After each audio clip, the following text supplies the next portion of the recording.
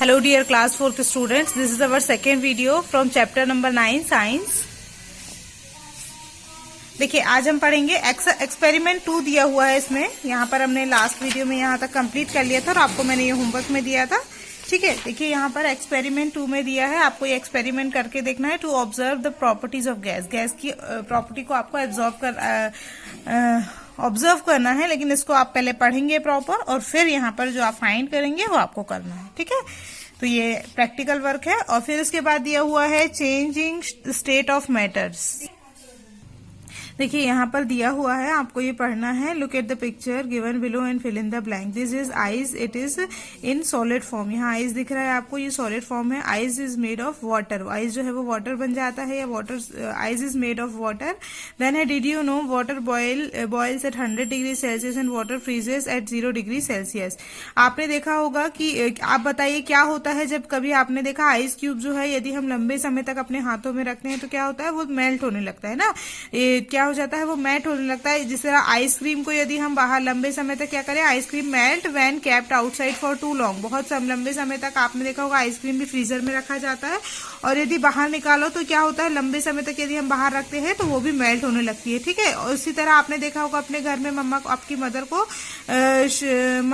When mother boil water on a stove do you see any vapour coming out of the whistles when she boil water. जब water vapour boil किया जाता है तो आपने देखा उससे क्या निकलती है, भाप निकलती है ना, वेपर्स निकलते हैं वाटर वेपर्स। ये कहाँ से आते हैं, where does this vapour come from.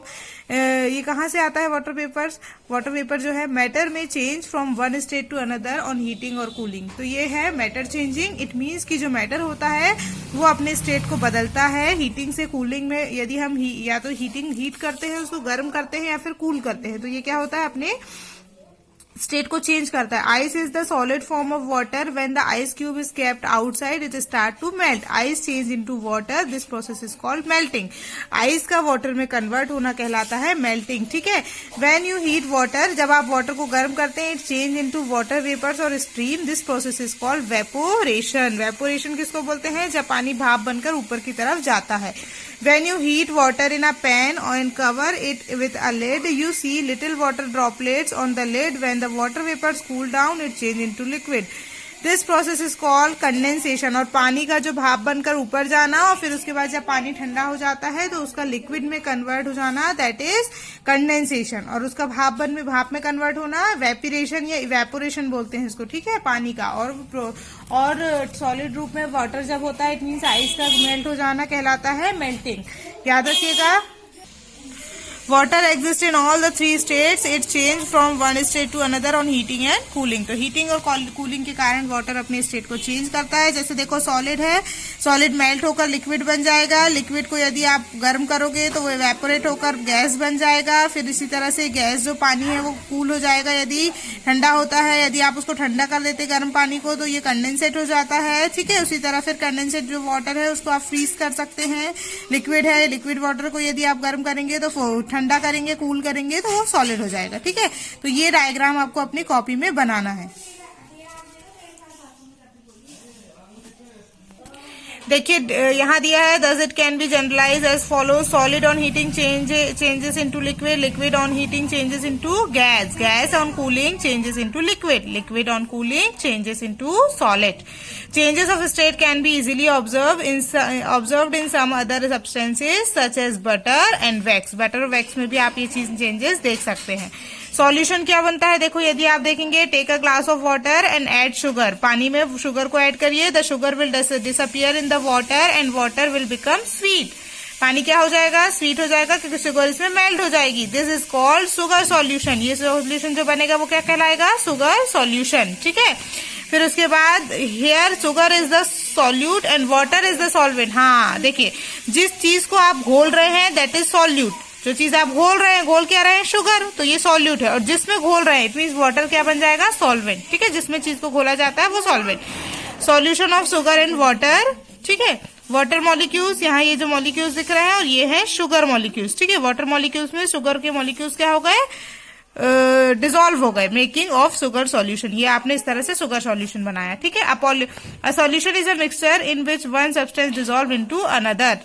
मतलब एक को जब दूसरे में मिलाया जाता है दैट इज सॉल्यूशन, ये कहलाता है solution. The solute is a substance that is dissolve into another substance. Solute क्या होता है? एक सब्सटेंस जो दूसरे सब्सटेंस में मिलाया जाता है। और the solvent is a substance that dissolve the other substance, जो दूसरे सब्सटेंस को डिजोल्व कर देता है, दैट इज सॉल्वेंट।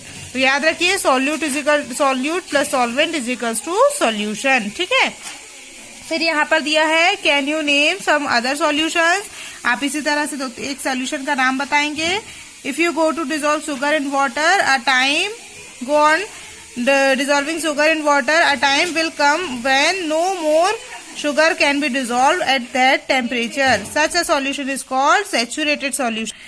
देखिए, जब आप शुगर में पानी में शुगर को ऐड करेंगे तो एक निश्चित समय तक ही जो डिजोल्व होगी शुगर पानी में, एक समय आएगा कि वो शुगर डिजोल्व होना बंद हो जाएगी। तो ये कहलाता है saturated solution. You can not dissolve any more sugar in a saturated solution. मतलब सैचुरेटेड सॉल्यूशन में जब आ जाएगा तो फिर आप उसमें और शुगर ऐड नहीं कर पाएंगे, ठीक है।